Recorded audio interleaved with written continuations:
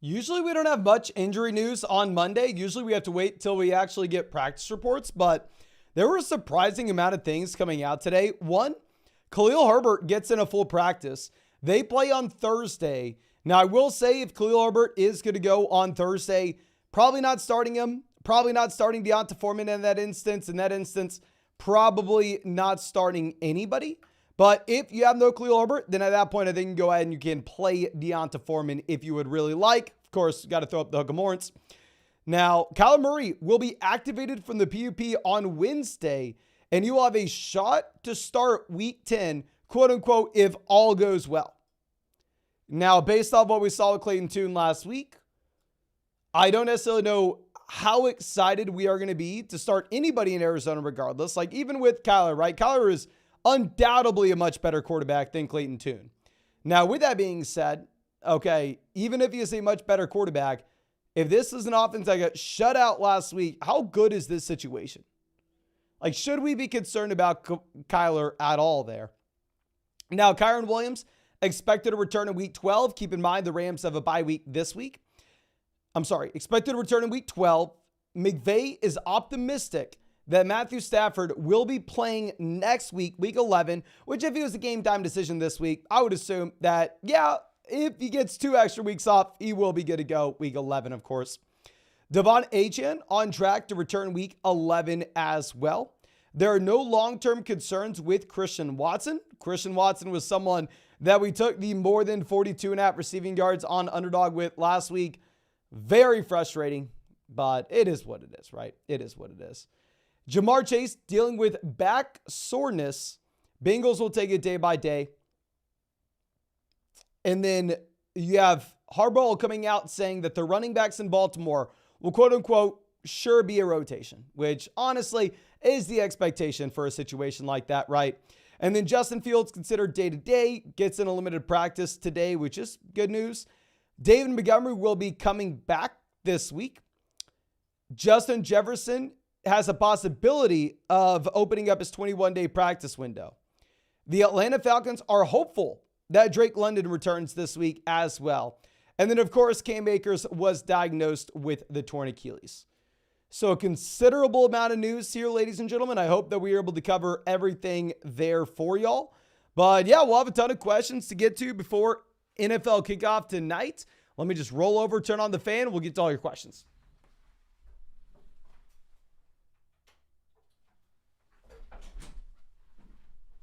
All right, perfect. Sorry about that, ladies and gentlemen. But our first question coming out from Prohibit says, Adams and Bijan for Amon-Ra, Moss, and Pierce. So going from Bijan to Dameon Pierce and Zach Moss, massive downgrade, even if Arthur Smith is a bum. Going from Devontae Adams to Amon-Ra St. Brown will be an upgrade. Obviously, Devontae Adams was disappointing this week, even with the change at quarterback. Now, long-term, I do think that Devontae Adams will be much, much better than he was this week. But still, I mean, I think we can admit that it's an upgrade at wide receiver. In reality, I'm probably going to, I don't know. I mean, I'm going to stick it with Bijan and Adams. I think it's close. I just think that Moss and Pierce really have no value at all at this point.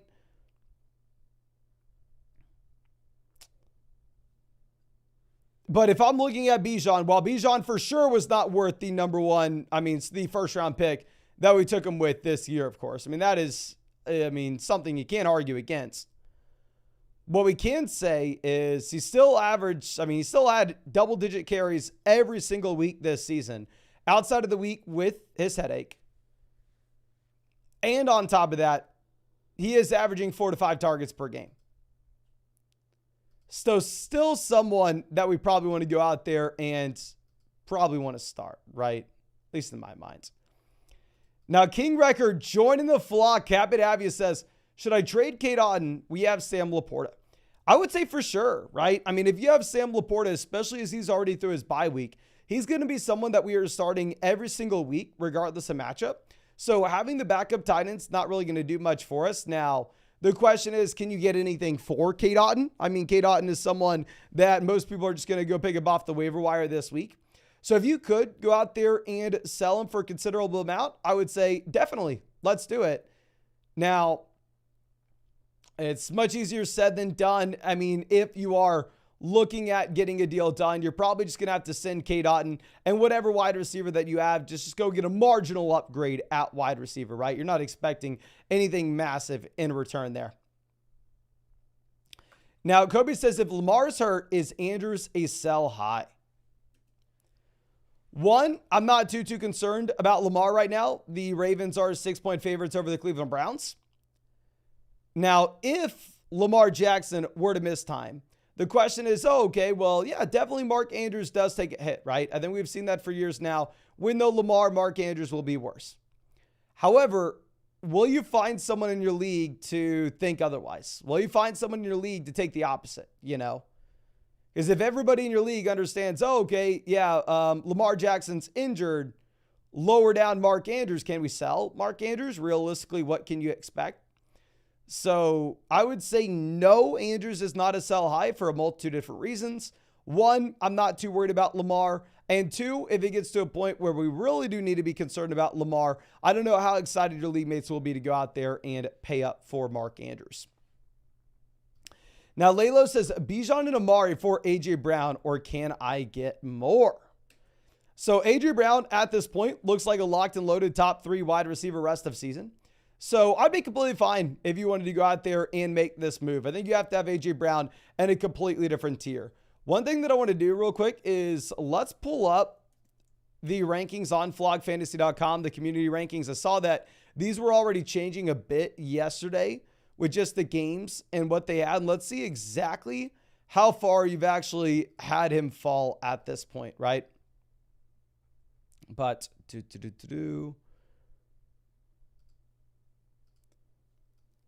so these are the community rankings on flogfantasy.com. Reminder, if you go to flogfantasy.com and go to the rankings page, it's going to prompt you with 4 guys here. We're going to rank them how we would want them.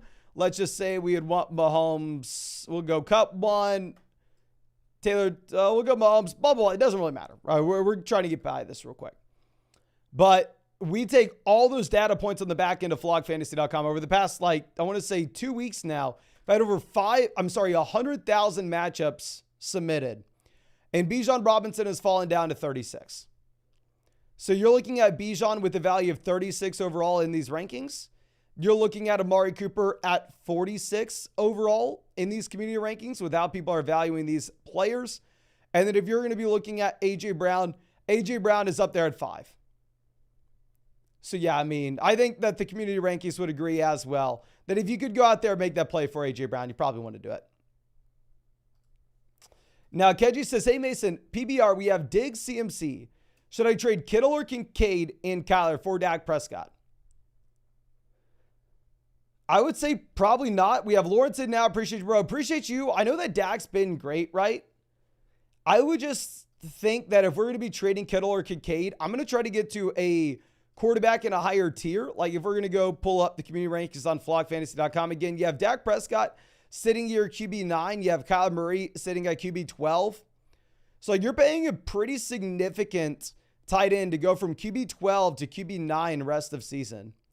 I would say if you could get up here maybe to the Joe Burrow, Lamar Jackson, Josh Allen range, then hell yeah, let's do it. But if it's just over to Dak, I know Dak's been good, but I don't know if we can expect this type of production to continue, so probably not. But now Clutchbox, happy to see, says 12-team PBR 3-6. And I have CMC in the keeper league. I can't keep him because I drafted him in the first.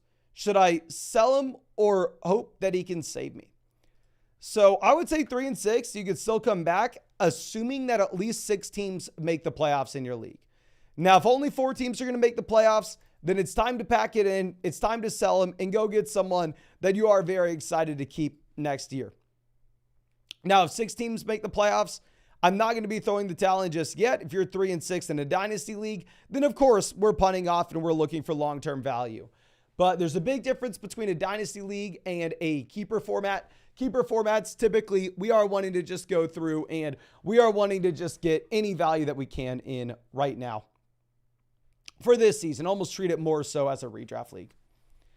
Now, Rob says full point PBR. I got offered Amon-Ra Stevenson for Etienne and Jahan Dotson. Are we going to accept? So I'd definitely rather have Stevenson over Dotson. Amon-Ra versus Etienne. I think is going to be pretty damn close. I mean, let's go right back to what we had with the rankings here. And if you're looking at Amon-Ra versus Travis Etienne, you have Etienne at 8. You have Amon-Ra at 10. So you are downgrading with that top end player to upgrade with the secondary spot. We have Stroud, Keenan, JT, Walker, and Njoku, Ford, down Sutton, Jefferson.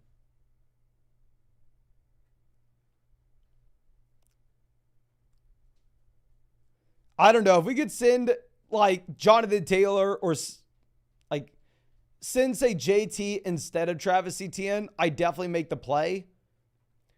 I think it's maybe a little bit tougher when it comes to Etienne, though, my friend. I think maybe it's a little bit tougher. John says, Jets or Chargers DST tonight? I would say the Jets have a better defense overall, but one of them is going to be going up against Justin Herbert, and the other one's going to be going up against Zach Wilson.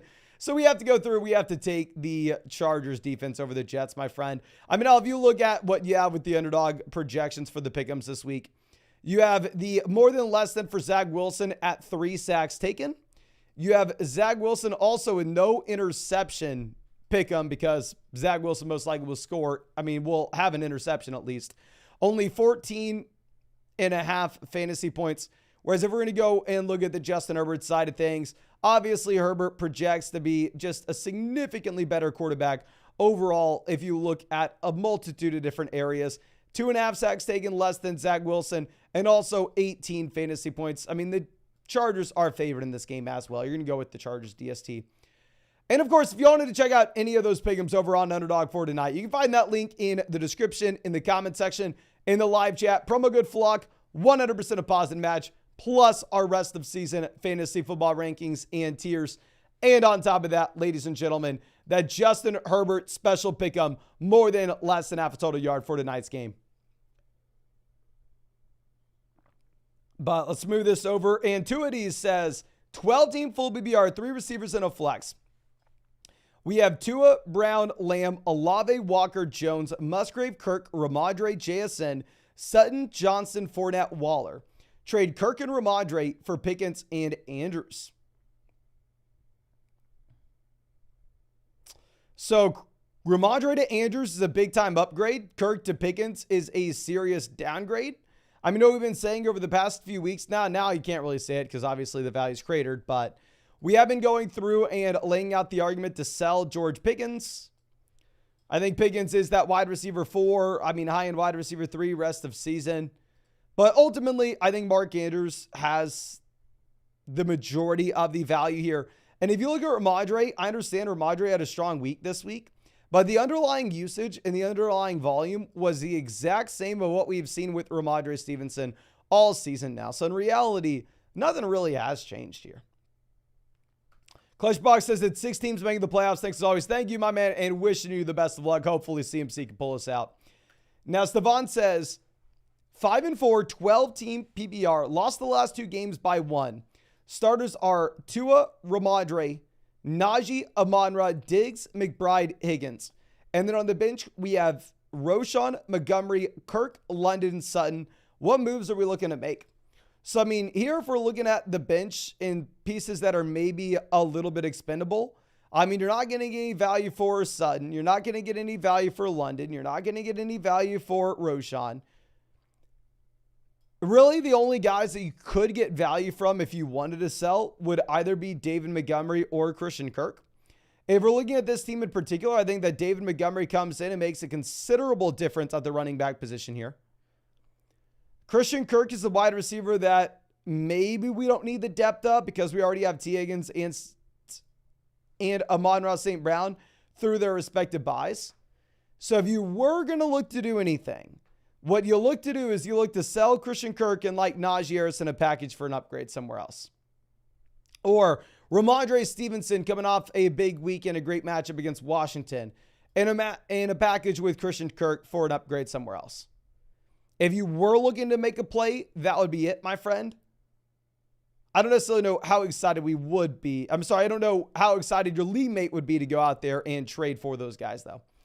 Flock Soldier, happy to see us, says Bijan Ridley or Kirk and Mostert. What are your thoughts? Ridley, Kirk, rest of season, give me Kirk. Bijan, Mostert, rest of season, give me Bijan. If we're going to go and pull up the community rankings again, you'll see that we do have Bijan Robinson, I believe, last we checked, at 36. Yeah, Bijan here at 36. If you're going to look at Mostert has now fallen outside the top 50. Dear God, y'all are hating on Mostert. How far has Mostert fallen down? Mostert's at 53 in these community rankings. So you are getting that significant downgrade at running back. While I agree we want Christian Kirk over Calvin Ridley, I don't think the wide receiver drop-off is that far, to be honest with you. Like, you have Kirk 63, Ridley 72. So I think we keep the best player in the deal. I think we are going to keep Bijan Robinson there, my friend. The fella says, took your advice and traded Bijan, Hopkins, Gabe Davis for Eckler and Waddle. W, let's go, fam. We appreciate you, my friend. And Bijan to Eckler, big-time upgrade. Wish I would have drafted more Eckler this offseason. Obviously, we had no idea Mike Williams was going to get injured. But then Hopkins to Waddle, big-time upgrade as well. And we're paying Gabe Davis to get it done. Like we were saying, if you are looking at Gabe Davis, this is someone that you're just simply not super pumped about. That at the end of the day, I mean, you're going to have the spike week, then the down week, then the spike week, then the down week, ladies and gentlemen. I think that's how we've got to figure it out, Gabe Davis, going forward. Now, Miles says 7-2, 12-team PPR. We have Fields, Kyler, Etienne, Jacobs, Roshan, Kupp, Adams, Jefferson, Hollywood, Rice, JSN, Schultz. Should we trade Tyreek and Bijan for Etienne, Devontae, and Hollywood? So,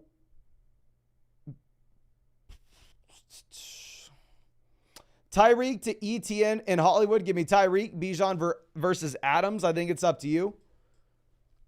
Honestly, I think that I'm going to go ahead. I think I'm going to keep the best player.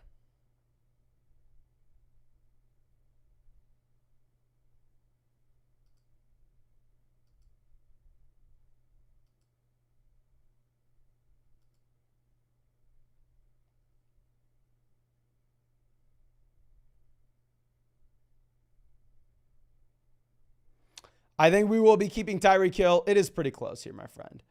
Now, Eric says, would you keep Lamar or trade for Dak? I would definitely rather have Lamar over Dak. Just Sherman says, traded Lawrence and Ferguson for Andrews. We have Kyler. Strong move. Strong move. I think it makes sense in that with Lawrence, obviously, I mean, even if the Jags having great this year, is just really not scoring too many points. Derek says, traded Bijan and Moore for Lamb and Eckler. Bijan to Eckler, big time upgrade. Moore to Lamb, big time upgrade. Assuming it's a redraft league, I think it's a great trade. I mean, obviously, if it is a dynasty format, then that may be a little bit of a different story here, my friend. But I think we'll probably cut the live stream here a little early. I did not get to work out this morning, so we're actually going to go watch the game at the gym. But I think that should be it. If you have not done so already, please make sure you drop a like, subscribe. Of course, we're going to be live right after the game tonight talking about everything that happened. And yeah, if you wanted to check out any of those pick'ems over on Underdog Fantasy, if you wanted to look at that Justin Herbert pick'em, more than less than half a total yard, you can find that link in the description in the comment section. Promo code FLOCK, 100% deposit match, plus our rest of season fantasy football rankings and tiers. And on top of that, ladies and gentlemen, that Justin Herbert special pick'em more than less than half a total yard. So make sure you take advantage. But thank you again. I really do appreciate y'all, and I really hope I get to see you after the game tonight.